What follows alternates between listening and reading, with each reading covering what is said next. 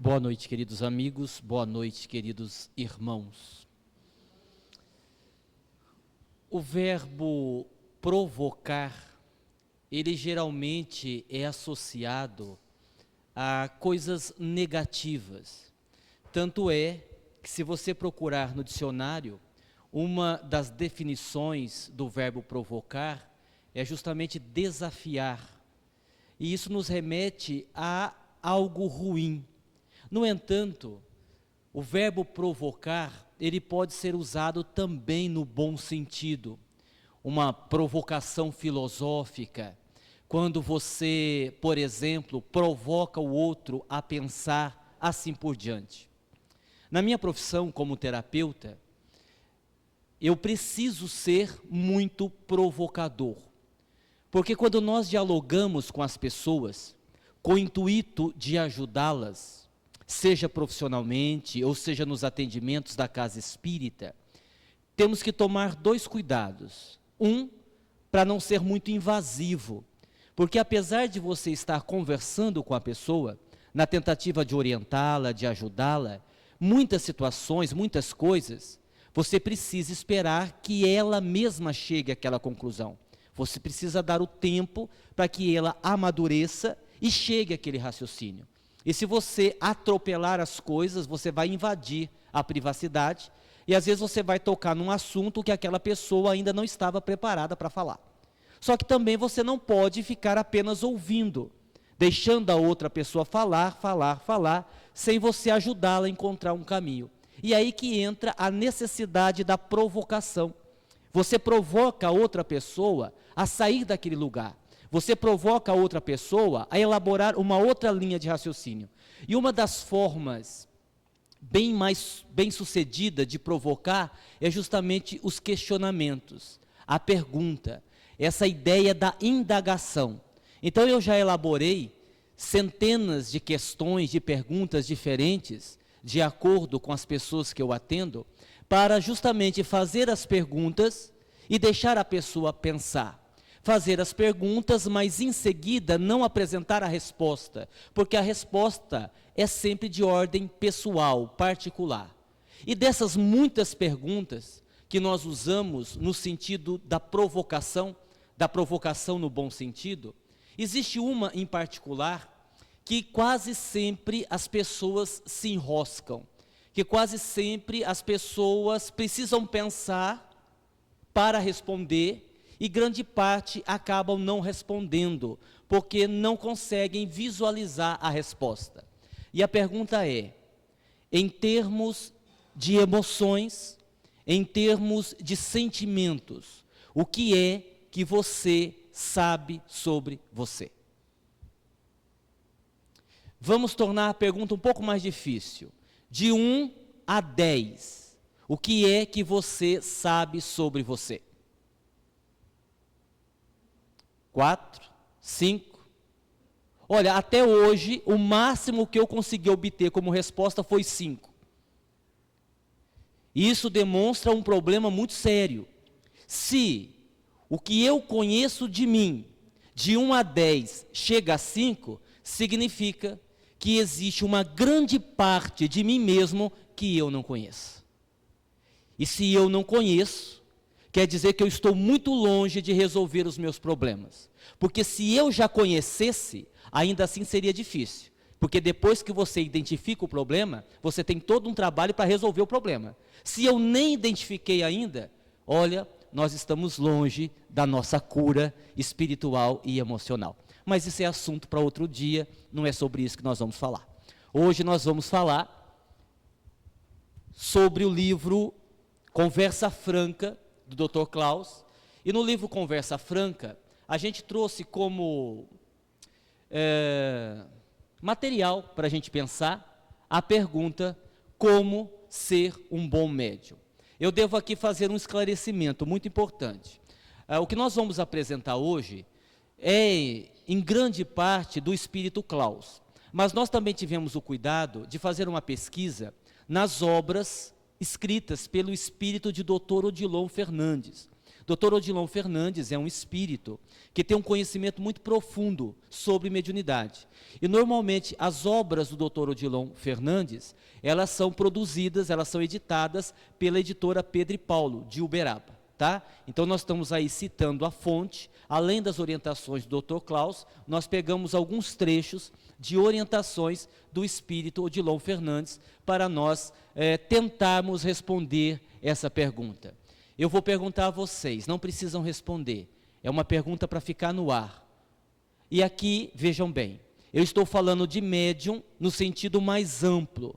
É um médium que incorpora espíritos, é o médium, entre aspas, orador, é o médium que aplica passe, é o médium que faz sopa, é o médium que limpa banheiro, é o médium que evangeliza, é o médium.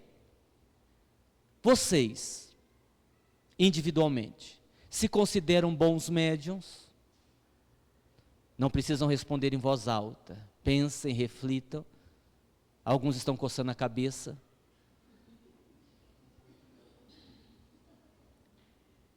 Eu ia falar outra coisa, mas tudo bem, vamos deixar esse detalhe para lá.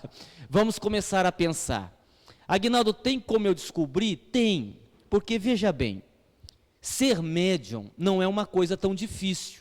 A mediunidade é um fenômeno pelo qual, através do indivíduo que tem a mediunidade mais ostensiva, nós podemos nos relacionar, nós podemos entrar em contato com os espíritos, ponto, tudo bem. Então existem médiums em vários lugares, em várias situações diferentes.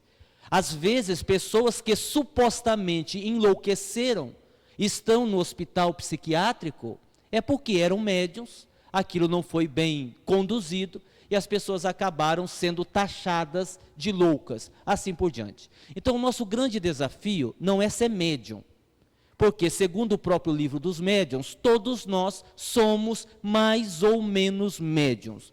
Ou seja, o nosso desafio é ser um bom médium. E hoje nós vamos ver aí alguns pontos que nos fazem pensar, e eu espero que quando nós terminarmos o estudo, nós tenhamos essa resposta, individualmente, claro. Vamos lá. Primeira observação. Como eu já disse, que em parte o estudo é do Klaus, em outra parte é do Odilon Fernandes, eu não lembro qual frase é de quem. Então está dado a fonte, vocês é que pensem por si mesmos, ou procurem na literatura espírita e vão encontrar. O importante é a frase. Primeira frase. Em mediunidade, sintonia e afinidade não se improvisam. Isso é muito importante. Isso é muito importante porque nas palestras, nos seminários principalmente, onde nós temos a oportunidade de falar sobre mediunidade, nós sempre ressaltamos o perigo da chamada pressa que o candidato à mediunidade tem de desenvolver a sua mediunidade. No fundo, o que tem pressa é a nossa necessidade de aprendermos a servir. Servir é mais importante do que ser médium. Se eu vou eleger o que é prioridade no campo do trabalho, eu preciso eleger o verbo servir como prioridade. Todo o resto acontece depois. Eu quero ser médium. Quando a pessoa diz isso, ela mesma precisa identificar qual é a sua real intenção. O que ela realmente quer ao querer ser médium. Talvez seja apenas um desejo de aparecer, vaidade, que existe muito ainda hoje em dia. Então nós temos que ter uma pressa, um desejo em servir. Até porque, se eu sou médium, mas não tenho compromisso com o estudo, não tenho compromisso com o trabalho, não tenho compromisso com a disciplina, eu serei aquele médium perturbado, desequilibrado, ou, no mínimo, um médium sem muitas expectativas de crescimento dentro da sua atuação. Porque é assim, nós já aprendemos nos nossos estudos que, e essa também é uma frase do Dr. Odilon, que a mediunidade se interessa por nós à medida que nós nos interessamos pela mediunidade. Mas não é no sentido de se interessar pela mediunidade daquele jeito que você não quer nem sair da sessão mediúnica, que você quer participar de 3, 4 sessões mediúnicas na semana. Não é este o caminho. O caminho da mediunidade se faz fora dos trabalhos mediúnicos, no trabalho social, na sua própria evangelização, no caminho que você faz na instituição que você trabalha, é como você vai refletir dentro dos trabalhos. O que acontece?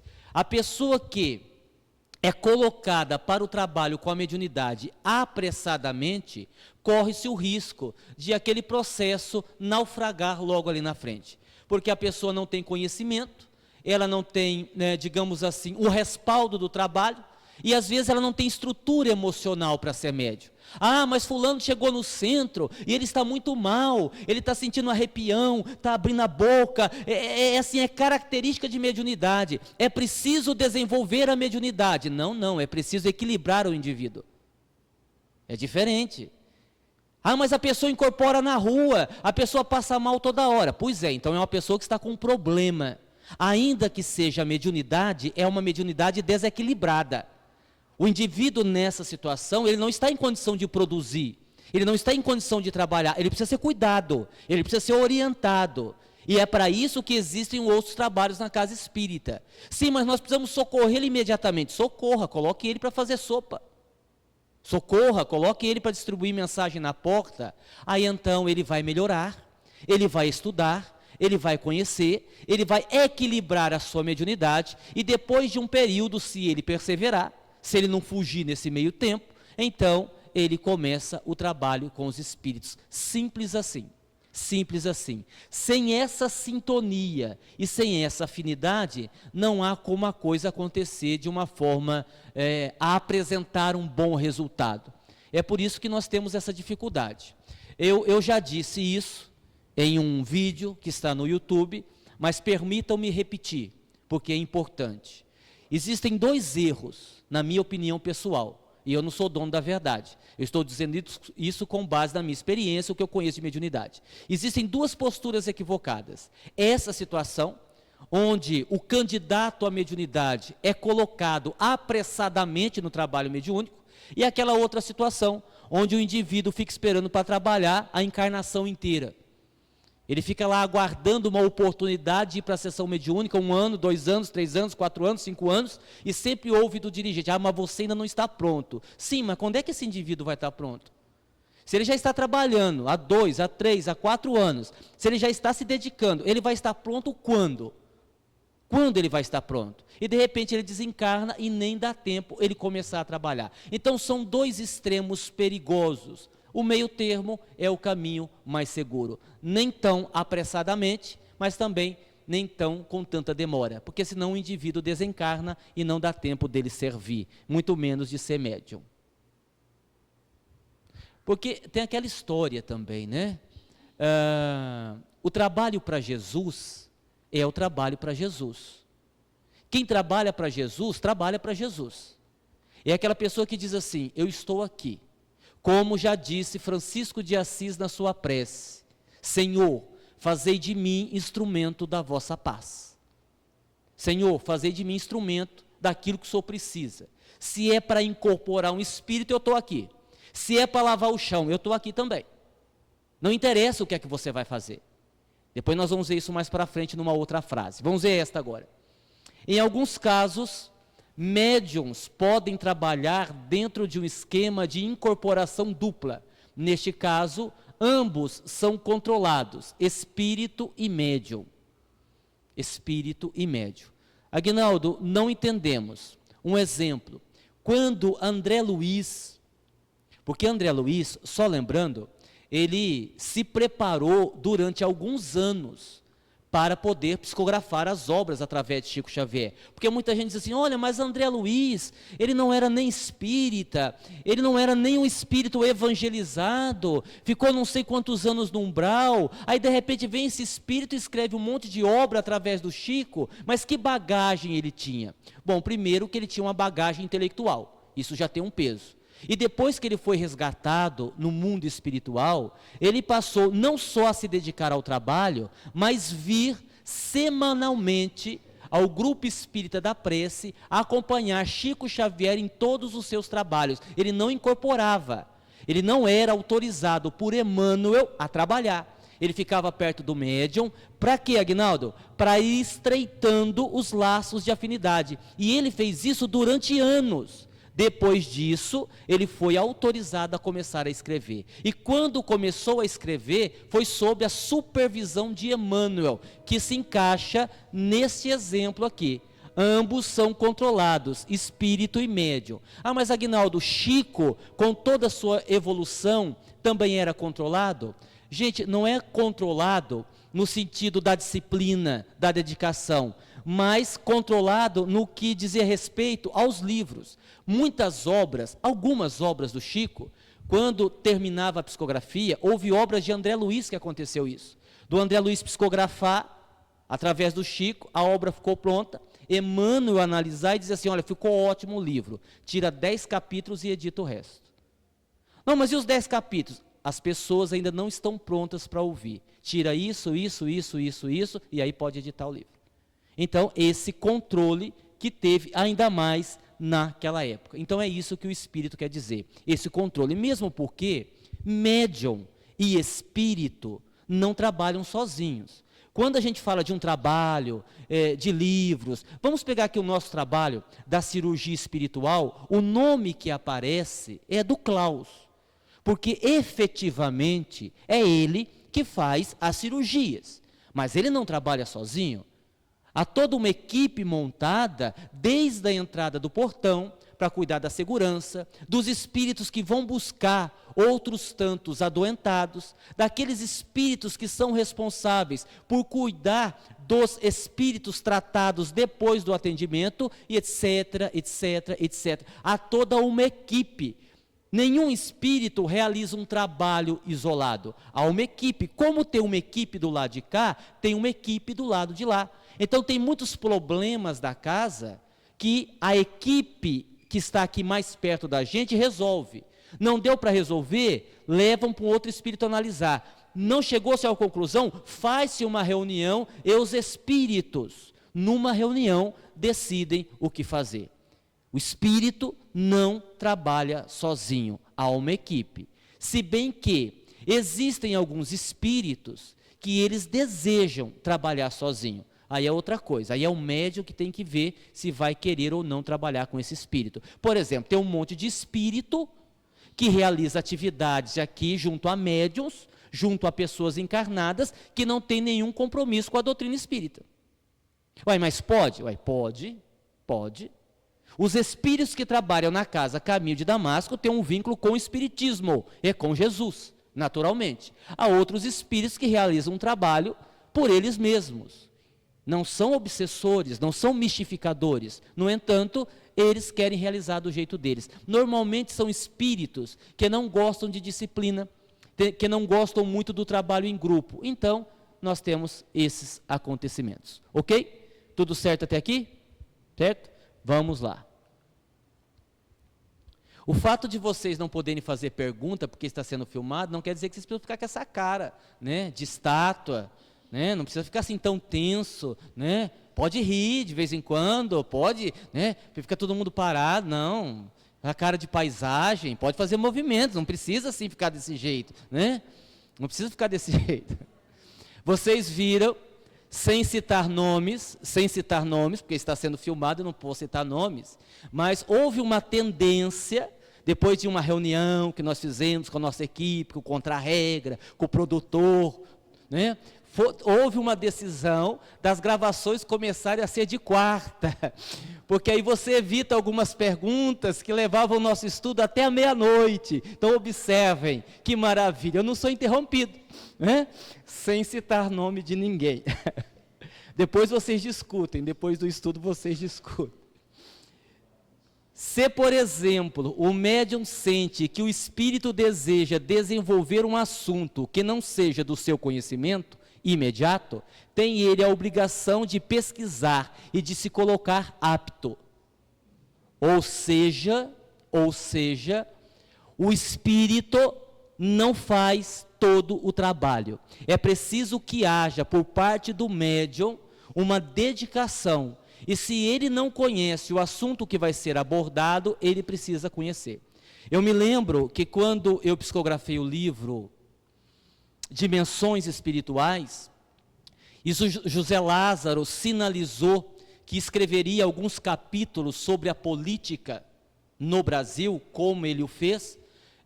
Eu que não tenho familiaridade quase nenhuma com o assunto, uma coisa ou outra, o que eu fui fazer? Estudar um pouco a respeito do assunto, como funciona a política, qual a função de um deputado, qual a função de um senador, qual a função de um presidente da república, para que eu tivesse na minha mente todo o material que o Espírito iria precisar para escrever o que ele desejava escrever. Então, isso quer dizer o quê? Simples, que o médium precisa estudar.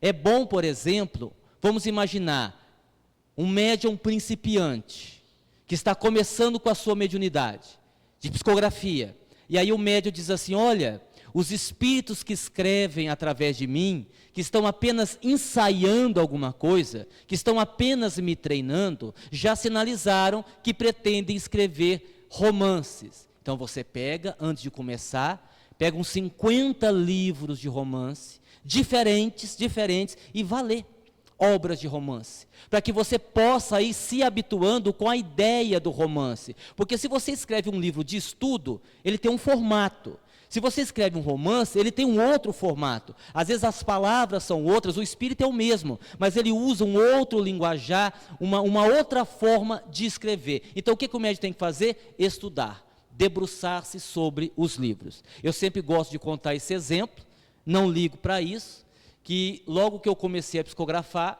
os espíritos disseram que eu estava estudando muito pouco. Eu achei muito estranho, porque o que eu sempre fiz foi estudar. Eu sempre gostei de ler. Estudar a doutrina e estudar outras obras. E eu perguntei assim ao espírito, mas vocês acham que eu estou estudando pouco? Sim, senhor, o senhor está estudando muito pouco. Eu devo estudar mais? É claro que sim. O senhor indica algum livro? Sim, nós indicamos um livro. Qual? O dicionário. Como? E aí, fica um imbecil aqui lendo dicionário. Ai, que coisa ridícula. Como vocês podem perceber, não resolveu muita coisa, mas tudo bem. Ora, isso não é o essencial, ok? Numa palestra, isso não é o essencial. Num livro, não é o essencial. Né? Porque às vezes você olha o livro, por exemplo, e julga o livro pela capa. Julga o livro por outros detalhes, que são secundários. A mensagem, ela é essencial. A mensagem é o mais importante. Mas se você pode deixar aquilo melhor, se pode ficar mais bonito, se você pode fazer uma correção, aperfeiçoar a correção, para que o livro tenha menos erros ortográficos possível, muito melhor. Se você pode melhorar o seu vocabulário, melhor. A palestra acaba ficando mais agradável. Vocês percebam que eu mesmo já tive muitos e de vez em quando eu percebo o que está acontecendo de novo, aí eu procuro corrigir. Muitos de nós oradores, expositores, temos vício de linguagem. Usamos a mesma expressão várias vezes. Isso fica chato para quem está ouvindo. Às vezes eu tenho o hábito de usar né. E aí o orador faz a palestra e fala 185 nés durante a palestra. Está errado? Não, não está errado. Mas para quem está ouvindo, não é legal. Então aí eu vou me corrigindo. Ah, mas isso vai mudar a essência? Não vai, eu não estou dizendo que vai. Eu estou dizendo que se você pode melhorar, melhore. Melhore. Eu ia começar a estudar inglês. Mas eu me deparei com aquele verbo to be, ô diabo de verbo encrencado. Ai, que verbo horroroso. Eu estou com esse to be na minha cabeça até agora. Já desisti. Vou estudar alemão. Quem sabe alguns espíritos ajudam. Não, não é, porque aí com o espírito pode ser mais fácil, né? Quem sabe, né? É por aí a ideia. Coisa horrorosa. Bom, por outro lado, há médiuns que consertam o pensamento dos espíritos. O médium molda o pensamento do espírito, nem sempre muito claro. Ah, mas isto pode? Mas é evidente que pode. Porque a gente tem aquela ideia, que não é uma ideia coerente, de que assim, o espírito escreveu, não pode mudar. Está escrito, acabou. Mas escuta aqui, o espírito que está escrevendo, seja ele quem for, é dono da verdade por acaso? Acaso espírito não pode se equivocar? Espírito não pode se enganar, e ainda que ele não se engane. Às vezes um espírito escreve um texto e fica muito maçante. Tem livro que é assim. Não é que o livro é ruim, ele não é ruim. Mas as palavras usadas, o texto fica cansativo. Não há nada demais no médium sugerir ao espírito: olha, e se nós mudássemos isto? E se nós colocássemos isso daqui? E se a gente mudasse um pouco esse texto, pegasse um exemplo assim, assim, assim? Isto pode ser feito. Havendo uma afinidade entre espírito e médium, isso pode ser feito com tranquilidade. Ora, por quê? Porque deve prevalecer aquela ideia de parceria. Nós não trabalhamos sozinhos, tudo é parceria. E naturalmente, quanto mais o médium se esforça, mais ele terá o respaldo do mundo espiritual. Quanto mais o médium tenta tornar-se melhor, claro, ele terá uma maior ajuda, sem dúvida alguma. A ajuda dos bons espíritos está limitada ao seu esforço para fazer a sua parte. Se você não faz a sua parte, não espere que os espíritos vão compensar aquilo que você não faz porque você não quer. Aí você vai ter problemas. Vá fazer uma palestra sem estudar para você ver. Vá fazer uma palestra sem preparar o tema para você ver o que acontece. Se vai sair alguma coisa. Você vai ficar, até que sai, você vai ficar repetitivo, a palestra vai ficar cansativa, o assunto não vai desenvolver, vai ser uma tragédia, Então nós temos que estar prestando atenção nisso. Ok, pessoal? Ok? Aí os candidatos à mediunidade, tem um monte aqui de candidatos à mediunidade que eu estou vendo, é porque é assim, vocês não sabem, toda pessoa que vai ser médium acende uma luz vermelha em cima da cabeça.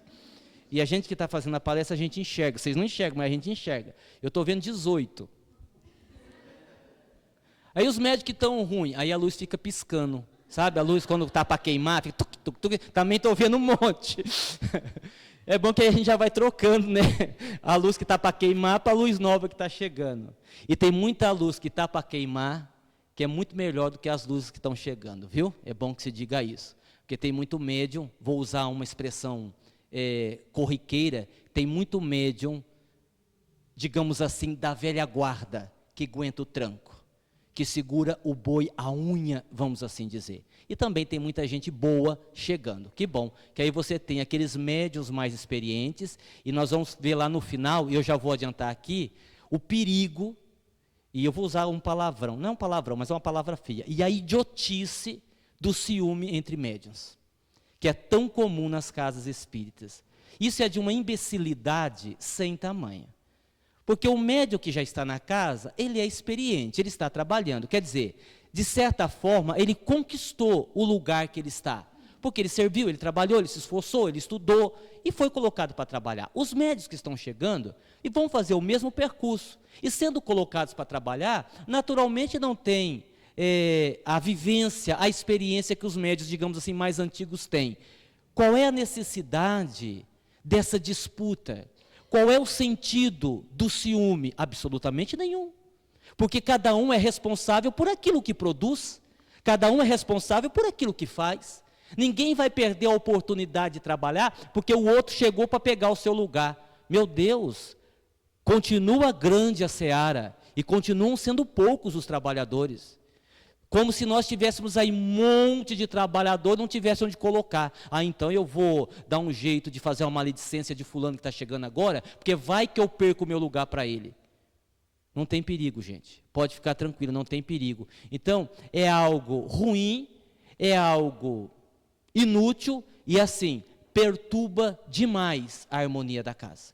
Perturba demais. É uma das coisas que mais causa problema na estrutura energética do centro. Essa questão do ciúme, certo?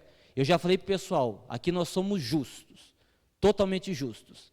Aquelas pessoas que me trazem assim, algum presente de vez em quando, tem mais possibilidade de crescer na casa, sim? Que me convidam para almoçar de domingo, assim, porque a gente tem que valorizar essas coisas, né? É brincadeira, é claro que é brincadeira, tá? Só tomando a linha de raciocínio lógica, é o seu trabalho. Nós não estamos concorrendo com ninguém. Mediunidade não é competição. Nós não estamos competindo com ninguém. Nós estamos fazendo o nosso trabalho e detalhe, também não se compare com ninguém. Ah, mas aquele médio é tão bom. E aí quando ele diz isso, ele olha para ele e diz assim, eu não sou nada, eu sou uma porcaria. Ora, você está servindo como você pode. Você está oferecendo o que você dá conta. Agora, o que não pode é você poder oferecer mais e não querer. E fazer corpo mole. Aí não, aí você vai ter problema realmente. Mas não por causa do outro, por causa de você. Certo? Continuando então. O medianeiro não deve cultivar. Olha que interessante, deixa eu falar isso aqui. Eu estou mal de produtor, viu? Eu estou mal de produtor. De contra-rega não, contra-rega está bom. Porque todas essas palestras, eu ficava sempre preocupado. Poxa, como é que eu viro para ler o slide? Como é que eu faço para não sair da câmera, né? Como é que eu faço para ficar numa posição legal? Aquela tensão. Eu ficava mais tenso para virar do que para fazer a palestra e o estudo. Aí hoje me comunicaram. Isso é indiferente, porque a hora que você cita o slide, eu jogo o slide, fica só o slide, não aparece você.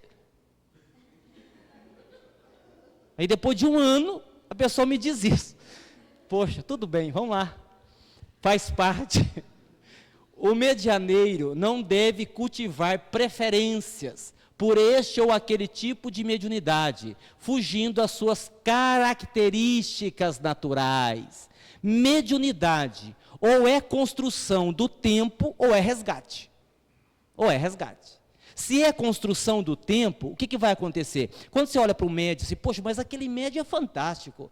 Olha, é um bom médium, é um bom orador e principalmente é um espírito evoluído. Não pense que isso aconteceu numa única encarnação.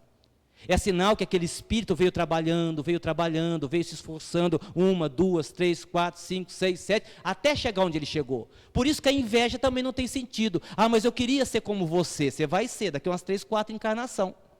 Por quê? Porque foi um projeto. Agora tem um médium de resgate. Eu já disse isso aqui também. Quanto mais mediunidade, mais dívida.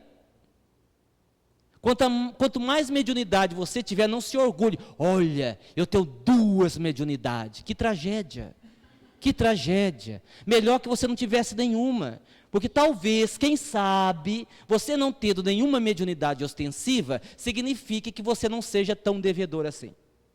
Mas eu tenho muita mediunidade. Coitado de você. Agora você imagine o grau de dificuldade, o grau de perturbação, de compromisso, do cara que é médium de cura, orador, de psicografia e ainda dirige o centro.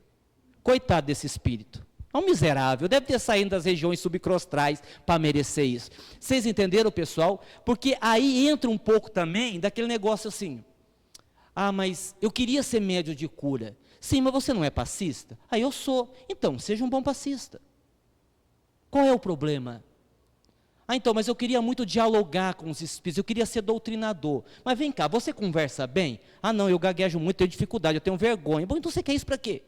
O que você faz bem? Eu faço pão. Pão eu faço bem. Pois é, faça pão na sua casa e doe para o centro. E faça como a nossa irmã, doe um para o Aguinaldo, toda terça-feira. Né, dona Nerci? A dona Nerci tem futuro no centro, viu, dona Nerci? Olha, com aquele pão que a senhora faz, a senhora vai chegar à vice-presidência logo, fique tranquila. Fique tranquila, muito obrigado. Não é? Faça pão. Se você só sabe fazer pão, faça pão, doe para o centro, qual é o problema? Está tudo certo. Repito, não é uma competição, porque nós ficamos às vezes fugindo disso aqui, características naturais. Vou dar um exemplo pessoal de novo. Sabe qual era a minha vontade? Hoje não, hoje eu estou assim, mais maduro, menos burro, então eu estou aprendendo alguma coisa. Mas eu não queria trabalhar com cura, eu queria trabalhar com psicografia de entes queridos. Se eu pudesse escolher, eu trabalharia com a psicografia de entes queridos. E aí os espíritos me disseram assim, olha, se você quiser, podemos tentar. Porque, afinal de contas, você é médium de psicografia e psicografa livros. Quem psicografa livros pode psicografar outra coisa. Mas não recomendamos. E eu perguntei por quê? Porque não é o seu compromisso dessa atual encarnação. Como é uma mediunidade mais rara, isso acaba atraindo muita gente. As reuniões de psicografia, por motivos naturais, não é? Atrai multidões. E o médium precisa de uma boa estrutura, o médium precisa de um respaldo espiritual muito grande, o médium tem que tomar cuidado, porque se ele não tiver um nível de inconsciência mais profundo, na hora da assinatura, na hora de algum dado, de alguma data, que o espírito quer citar, ele pode se atrapalhar.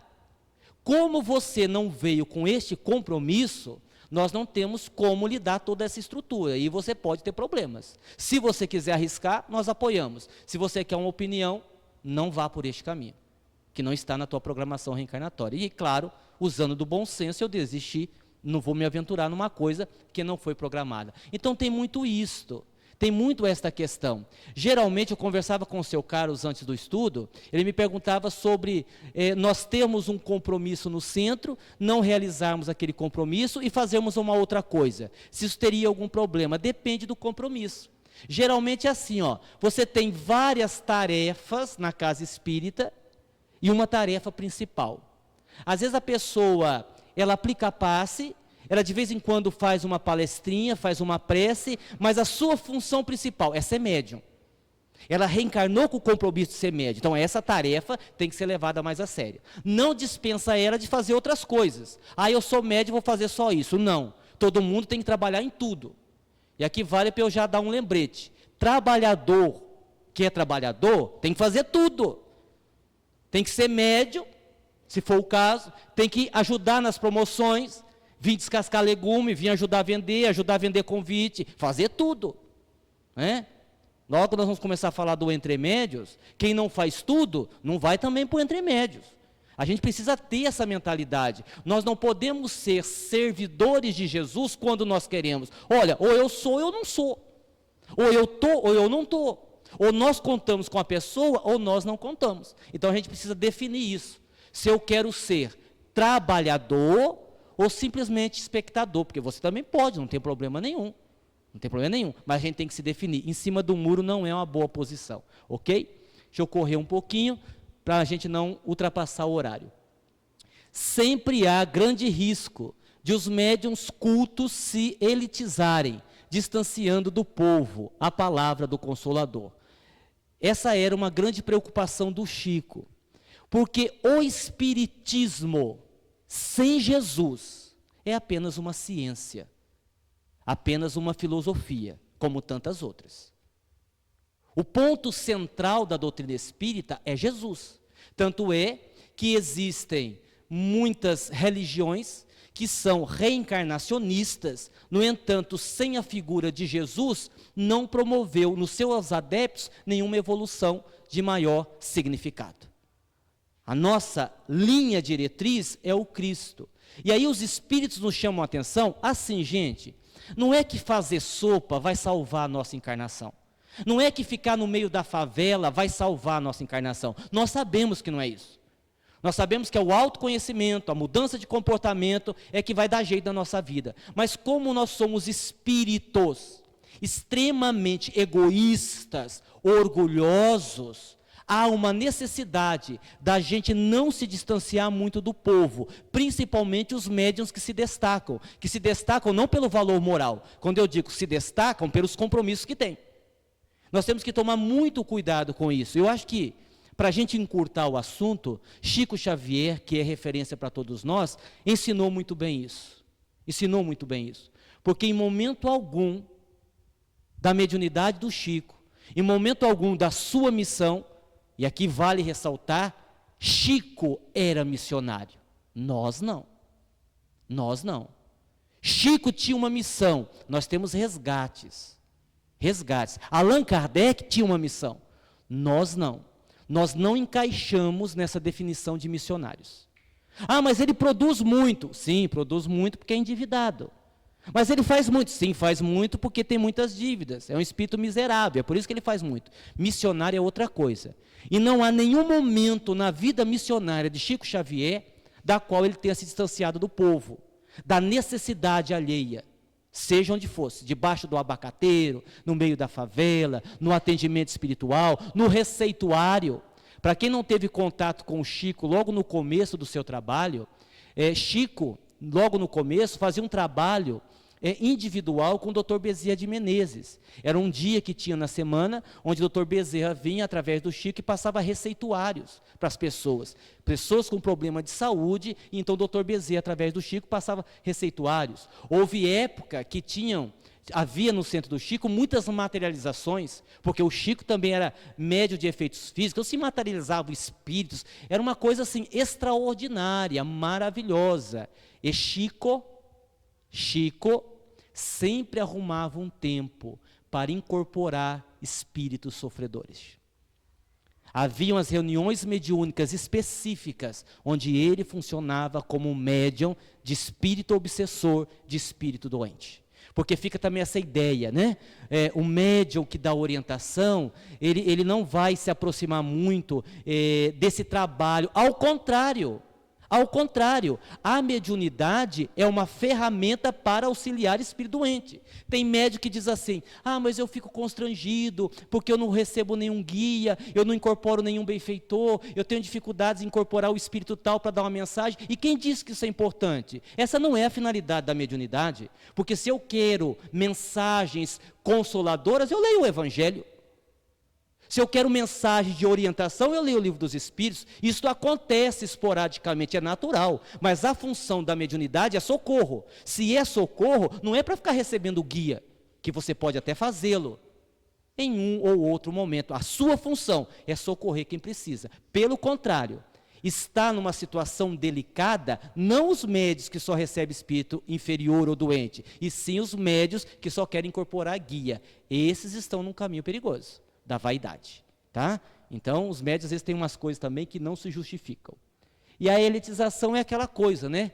Aquele grupo fechado, que a gente tem que acabar com essa ideia. Aquele grupo perfeito, aquele médio perfeito, o médio que é referência. Hoje, quem é médio referência? Ninguém. Chico era uma referência para nós. Agora eu estou dando aqui uma opinião pessoal. Aguinaldo, qual é o médio referência para você? Kardec. Chico, depois desencarnado, em última análise, Jesus. Nós temos médiums excelentes que nos estimulam, bons médiums, que têm uma boa produção literária, que você pode confiar, mas a referência é Jesus, e quando estava encarnado era Chico. Ninguém ocupou esse lugar, até porque no Espiritismo não tem hierarquia. Diferentemente de outras religiões, não tem o chefe, o subchefe, ninguém é chefe. No Espiritismo não tem chefe. Você vai e faz o seu trabalho. O chefe é Jesus. Ok? O desinteresse pessoal do médium é a sua proteção em relação aos espíritos mistificadores. Qual é a sua intenção? O que movimenta você? Eu explicava isso hoje para uma pessoa, não estávamos falando de mediunidade, estávamos falando de sentimento. Eu explicava que o grande problema não é exatamente o que você faz, mas o sentimento que você teve quando você fez. O que é que te movimentou? A questão não é o que você fala, mas o que você sentiu quando você falou aquilo. Porque eu posso falar um monte de coisa e não tem problema nenhum, a depender do sentimento que eu tenho. Em mediunidade, isso aqui pesa muito, o interesse pessoal, que não é só o interesse do ganho, porque isso daí não tem discussão. Em qualquer trabalho espiritual que você for para ser atendido e lhe cobrarem R$1, passe longe desse trabalho. Porque não há garantia nenhuma que o trabalho é sério. Porque onde tem cobrança do trabalho com a mediunidade, tem alguma coisa de errado. Tem alguma coisa de errado. Mediunidade não se pode cobrar de forma alguma, nem cobrança indireta. Porque tem muito lugar que tem cobrança indireta. Olha, aqui no nosso centro tem cirurgia espiritual. O espírito fluidifica a água. Ah, mas não tem garrafa de água. Não, nós vendemos R$11 cada garrafinha de 200 ml. Isso é receber indiretamente. Olha, aqui tem que esperar 6 horas para ser atendido. Nossa, mas vai dar fome. Não, mas nós temos aqui um monte de coisa para comer. Diferente de algumas situações, como por exemplo uma cidade como São Paulo. Em quase todo o centro da cidade de São Paulo, você tem uma lanchonete, porque aí é uma necessidade. O pessoal está vindo do emprego, o pessoal ainda vai ter que pegar metrô, não deu tempo a pessoa em casa. Então, ter ali uma lanchonete, isso gera uma renda para o centro, é natural, e as pessoas precisam comer. Eu estou falando do cuidado que a gente tem que ter para não receber alguma coisa indiretamente a nosso favor. Porque interesse pessoal não é só dinheiro, prestígio, troca de favores. O médium não pode se permitir a isto. Não pode se permitir a isso. Ainda há pouco eu estava brincando com o pão da dona Nerci, que é muito bom, né? Se a senhora montar uma loja para vender pão, eu divulgo os pão da senhora. A gente vende pra caramba, né? Tirando essa brincadeira que eu fiz, eu tenho o seguinte pensamento comigo. Eu sempre brinco com o pessoal, né? Pô, você podia me dar um presente, né? E até faço uma lista, né? Outro dia pedi um presente para uma pessoa, não ganhei ainda, estou esperando. Mas assim, agora, é claro que tudo isso é brincadeira, né, pessoal? A gente está brincando. Agora, falando sério, presente para médium. Eu tenho um pensamento. Quando uma pessoa dá um presente para o Aguinaldo, eu agradeço e fico com o presente. Muito obrigado. Porque é amigo, porque gosta de mim, porque me conhece, etc. Quando a pessoa dá um presente para o médium que incorpora os espíritos, eu digo muito obrigado e em seguida passo à frente. Eu não vou rejeitar o presente, porque seria falta de educação, mas eu entendo que não seria correto essa aceitação, porque na verdade aquela pessoa está dando para o médium, porque ela melhorou quando ela foi no centro, porque aconteceu alguma coisa boa com ela, e é uma forma inconsciente dela pagar, e o médium não vai aceitar. Ele dá para alguém, presenteia alguém, não fica com ele, que não seja da família, porque senão dá na mesma. O médium diz, eu não fico com nenhum presente que me dão. O que você faz? Eu dou para minha esposa. Dá na mesma, gente, né? Vamos tomar cuidado com isso. É praticamente, isso aqui é importante, hein? Para quem é médium de incorporação, isso aqui é importante. O médium, é praticamente impossível que o médium se isole de maneira absoluta do contexto psicológico e emocional em que vive, sem falar da influência do meio.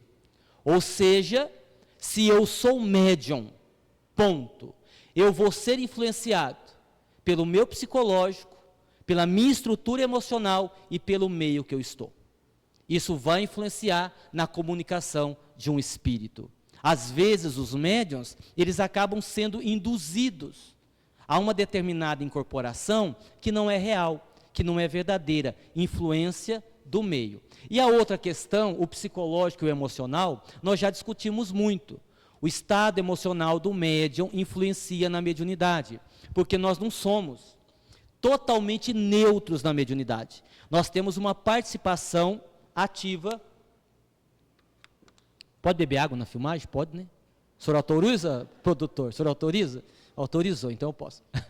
Aí o senhor corta lá depois, o senhor joga a imagem de alguém. A gente tem muito disso, né? Eu estou dizendo que a gente tem muito disso porque eu esqueci que eu ia falar. Eu aprendi com o orador o seguinte, que quando você vai esquecer, quando você esquece o que você ia falar, você diz assim, olha, mas antes disso, a gente também precisa considerar, aí você conta alguma história, dá tempo você se lembrar, aí você continua no raciocínio que você estava, certo? Como eu fiz tudo isso, não me lembrei, eu vou olhar para ali, agora eu lembrei.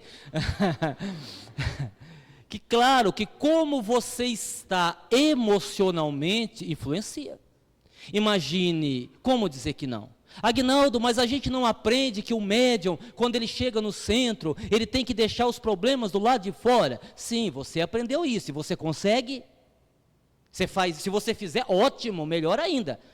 Aí esse assunto nem vamos discutir mais, mas nós somos seres humanos, nós não somos robôs, não somos computadores. Então imagine você vindo para o centro, com uma raiva incontrolável, de uma briga que você teve com seu marido, para incorporar espíritos raivosos. Olha que tragédia.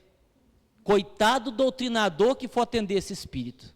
Imagine só. Imagine você, depressivo, há 10 anos em depressão, incorporando espírito depressivo. Vai cair no chão.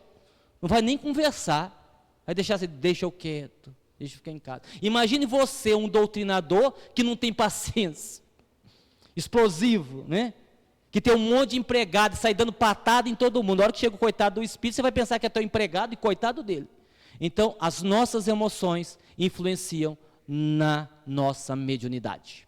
Eu vou terminar no horário, prometo. Não, prometer eu não prometo, não. Eu acho que eu vou.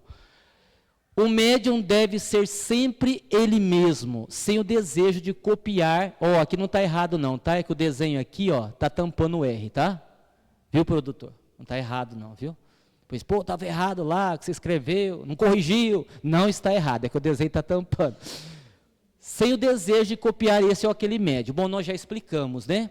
É normal, é comum, que no início do nosso trabalho, a gente copia alguém. Eu estou começando a psicografar. Normalmente o médium até inconscientemente, ele acaba copiando o estilo de alguém. Ah, eu sou orador, e é natural, ele está começando, então ele não tem segurança. Então ele vai se baseando naqueles oradores que ele conhece, que ele admira. E aí há uma tendência dele falar muito parecido com aquele orador. Isso é comum, faz parte. Mas depois que ele ganha experiência e tudo mais, aí ele é ele mesmo. Ele é ele, sabe? Porque cada orador, ou cada trabalhador, cada médium, tem a sua característica.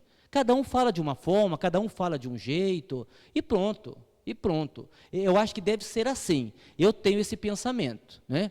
Outro dia eu entrei numa discussão com o espírito a esse respeito, né? E assim, eu fingi que ele me convenceu, mas ele não me convenceu, não. E aí eu disse o seguinte: bom, vamos fazer o seguinte, o espírito não gosta de brincadeira, eu gosto de brincadeira. Se eu não brincar, eu não serei eu mesmo. Então, ok, eu brinco e não coloco o nome do espírito. Acabou o problema. Acabou o problema, certo? É um estilo de cada um, então cada um segue o seu estilo, sem a gente tentar copiar as coisas dos outros. Por quê? Porque mesmo aquilo que é bom, quando você copia, você perde a sua personalidade, entendeu? Você não é você mesmo, é uma cópia, né? Então isso não é bom para ninguém. Mediunidade tem que ser feita com naturalidade. Normalmente os bons espíritos não ficam falando das encarnações passadas. Por isso os médiuns devem tomar cuidado sobre certas supostas revelações. Via de regra, salvo algumas exceções, os bons espíritos não perdem tempo para ficar dando informação de encarnação passada. O que você foi, o que você fez, com quem você casou. Tem uns médios assim, meio precipitados. Vamos colocar a palavra precipitado, para não colocar outra palavra, né? Ó, estou vendo. Você foi casado com fulano. Teu marido é teu karma dessa encarnação. Ó, estou vendo, tem 5 obsessores com você. E aí a gente fica imaginando que grau de confiabilidade que este médium tem na própria mediunidade para afirmar tal coisa com tanta convicção. Quem é que garante? Como é que você pode ter certeza? Então, vez ou outra isso acontece. Sempre é um problema a ser questionado. Tomemos muito cuidado com isto. Sim? É uma questão de análise, certo? Já estamos terminando. Há guias ou mentores de todo tipo. Tipo assim, ó, aqueles que agem por conta própria, eu já expliquei. Aqueles que têm um conhecimento limitado, eu já expliquei também, porque quando se fala em guia, mentor, benfeitor, bom espírito, nós achamos que ali está a verdade. Tudo que ele disser deve ser feito. Tudo que ele disser deve ser refletido, analisado. E deveremos procurar fazer, se aquilo está em sintonia com o Pentateuco de Allan Kardec. Se aquilo está em sintonia com a proposta de Jesus. É preciso que façamos uma análise. Se aquilo está em sintonia com aquilo que eu acredito. Tem tudo isso também. Ah, o Espírito falou. Sim, o Espírito falou. Analise isso aí melhor. O que mais? Aqueles que querem dominar. Também tem isso. Mas aí não seria benfeitor, Aguinaldo? Tudo bem, você coloca aí como um espírito que está coordenando aquele grupo. Vamos imaginar que esse grupo se perca, se perturbe. Haja aqui dentro uma obsessão coletiva, por escolha nossa. Nós não estamos sendo vítimas de nenhum obsessor, nossas invigilâncias. Naturalmente os benfeitores vão se afastar. É assim que acontece. Virão outros e dirão assim, ó, nós vamos assumir agora. O grupo cresceu muito, o grupo ficou famoso, nós agora preparamos um outro trabalho para vocês, os médiuns da casa vão só incorporar espírito sofredor, mas espírito sofredor de outro planeta, a nave dos ETs vai pousar aqui no centro, vocês vão socorrer os ETs, vão incorporar eles, e depois eles vão voltar para a nave e ser levados. E a gente, olha o nosso grupo, né? Obsediado, totalmente obsediado. E aqueles que podem prejudicar o grupo, que são esses que eu citei. A garantia que estamos bem assistidos pode ser detectado assim. Como é que você vai detectar isso? Se o grupo ou se eu individualmente estou bem amparado. Esses 3 pontos. Fazendo autoavaliação e autocrítica, trocando experiências com pessoas mais maduras, observando os resultados. Os outros 2 eu já expliquei em outros vídeos que estão no YouTube, é só vocês assistirem que vocês vão ver. Chamando a atenção para esse último aqui, os resultados. Como é que eu avalio se o trabalho está bom? Bom, que frutos ele está dando? Então, nós atendemos aí 10 pessoas. Dessas 10, 5 não melhorou nada. Bom, está dentro da margem. Está dentro da margem. Porque não melhoraram nada, porque não melhoram, são invigilantes, não se ajudam, não querem compromisso com a autotransformação. Ora, se o Klaus atende, salvo a exceção das pessoas que são de outras cidades, salvo essa exceção, se o Klaus atende 200 pessoas toda terça-feira, por que nós temos só 30 no estudo? Cadê os outros 170? Ah, você está criticando? Não, não é problema nosso. Nós vamos atender quantas pessoas vierem. É uma análise. É uma análise que demonstra que o homem ainda não quer sair do lugar comum. Por quê? Porque conhecimento implica responsabilidade. Responsabilidade implica transformação. Transformação nos remete a sair da zona de conforto. Então eu só vou tomar o passe e volto para minha casa. Ok? Então a gente tem que estar atento a isso. Nós que já despertamos, vamos tomar cuidado com isso. E se os resultados não aparecerem nos outros 5, provavelmente tem alguma coisa de errado. Porque a pessoa precisa pelo menos melhorar. Não vai curar, que não é a finalidade, mas ela tem que pelo menos melhorar. Salvo as exceções naturais, os estardalhaços no transe mediúnico são frutos da indisciplina ou imaturidade do médium. Bom, aqui caberia uma reflexão muito mais profunda. O livro, eu não vou explicar, até para vocês estudarem um pouco mais, no livro Falando Francamente, que foi o primeiro livro que o Klaus escreveu, ele explica em detalhes o que é espontaneidade e o que é disciplina do médium.